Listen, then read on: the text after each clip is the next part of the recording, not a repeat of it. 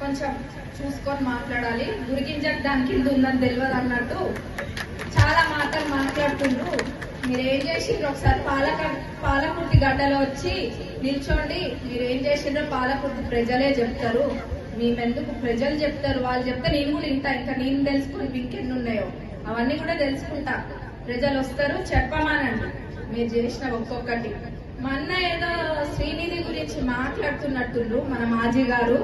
శ్రీనిధిలో ఏం కుంభకోణం జరిగింది అనేది తెలుసుకోమని మన పాలకుర్తి ప్రజలందరూ కోరిండ్రు. దానిపైన ఆల్రెడీ ఎంక్వైరీ జరుగుతుంది.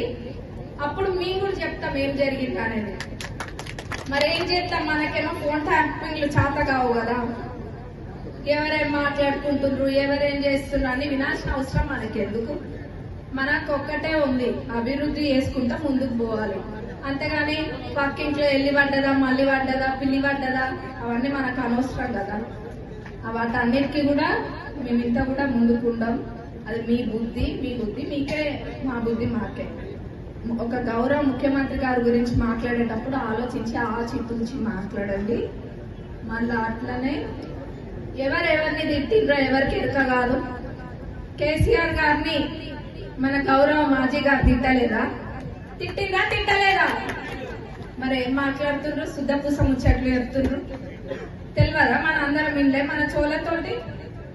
ఈరోజు ఏదో వచ్చి నేను తెల్ల కాగితాన్ని ఇంకా నాకు అసలు మర్చేలేదు, నేనే రాజు, నేనే ఇంకేదో అంటే మనం అందరం అయితే పిచ్చోళం కాదు. మనకైతే మెమొరీ లాస్ కూడా లేదు.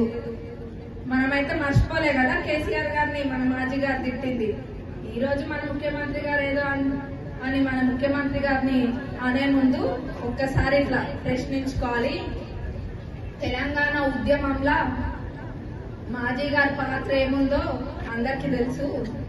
అది మళ్ళా మా నోటితో మేము చెప్తే బాగుండదు. చెప్తాం కానీ ప్రెస్ మీట్ పెట్టి వేదిక కాదు, అక్కడ చెప్తాం మాజీ గారు ఏం చేసిండు అనేది.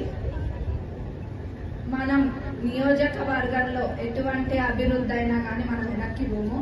రేషన్ కార్డులు కూడా వస్తాయి. అట్లనే స్మార్ట్ కార్డ్స్ అని చెప్పి అవి కూడా వస్తాయి. ఆ స్మార్ట్ కార్డులో మీకు ఇల్లు వచ్చినవి, ఇంకా మీ ఇతర